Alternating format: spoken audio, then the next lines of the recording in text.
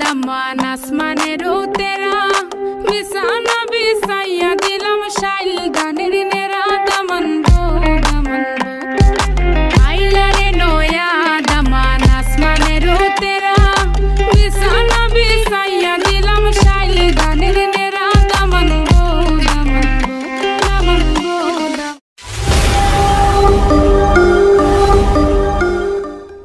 এটা কোনো মানুষ যদি গানের অনুষ্ঠানে মারা যায় বেঈমান হইয়া মারা যায়।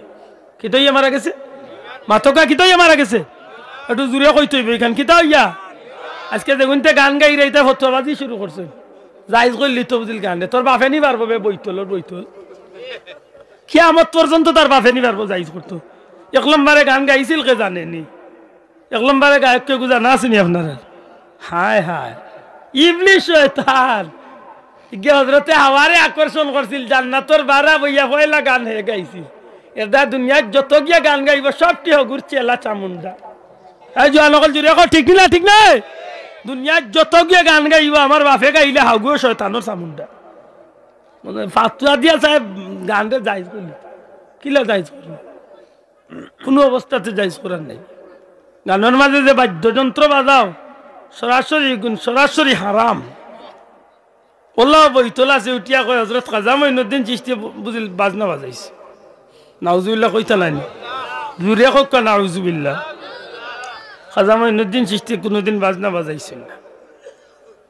বরং আমার জীবনে আমি ছোটমোটো এক বই পাইছিলাম, আমি আজমির শরীফ তো এক বই আনিয়ে পাইছিলাম যে খাজা মঈনুদ্দিন চিশতি যখন আল্লাহর নামে যখন গাইতা, নবীর শানে যখন গাইতা, তখন ৯৬টা বাজনা আছিল এক গরু। ও ৯৬টা বাজনা তারা নিজত্বনে বাজিয়ে উঠে। এটা কিন্তু নির্ভরযোগ্য কোনো কিতাবর দলিল নাই, আমি ব্যক্তিগত অভিমত। ৯৬টা বাজনা আছিল, ৯৬টা বাজনা এমনে বাজিয়া উঠত। খাজা সাহেবে বাজাইতা না। যদি কথা নাচইয়া থাকে তে তুই এলা হলে গাইলারে ভাই, যদি বাজনা একটাও বাজাস না দেখি তোর বাপর গরের একটা তো তার নিজত্বনে বাজুক। বাজাওর আর গরো বাজাওর টুন্ডা টুন্ডা ইলাও টুন্ডা আছে।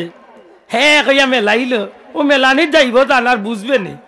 আল্লাহ আসরের দিন কিয়ামতের দিন কাফির ওগুলোর লগে জাহান্নামও দিব। খেনে নবিয়ে কইছেন গুনার খাম, জিনার খাম, গান বাজনা, বিশাল লড়াই, এই ধরনের প্রকাশ্য কবিরা গুনার যে তাখাম আছে, ইতা খামও যখন মানুষ লাগি যায় এই সময় তার উপরে তো ইমান নামক নিয়ামত উঠাই লই যায়। কিতা হয়ে যায় যখন আরবার ফিরিয়া এই খামতনে যখন আইয় তখন আরবার এই নিয়ামতটা দেওয়া হয়। কিন্তু যদি হৌ সময় মারা যায়, কিলা মারা গেছে মাত্তা নাই, কিলা মারা গেছে বেঈমান হইয়া বেঈমান হইয়া বেঈমান হইয়া মারা গেছে।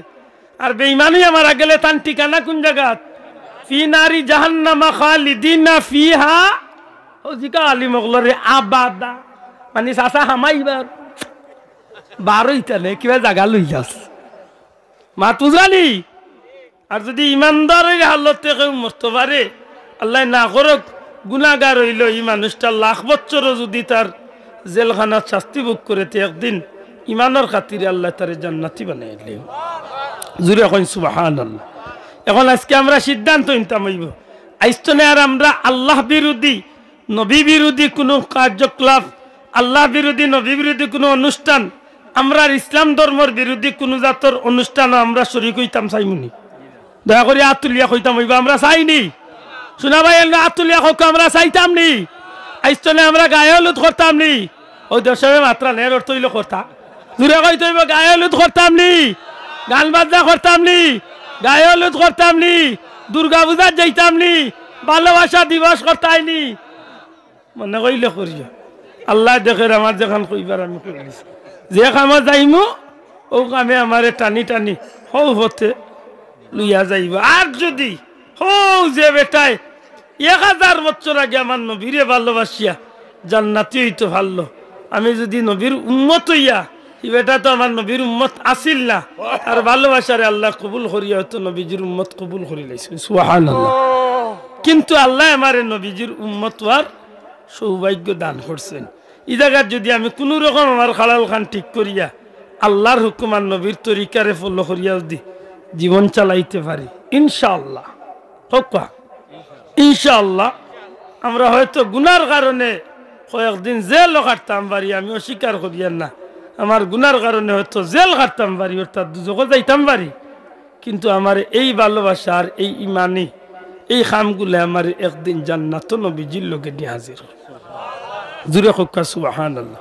খেনে আমরা জানি আল্লাহর পরে সৃষ্টি জগতের মাঝে সবচেয়ে বড় দরদি হইল আমরা নবীজি।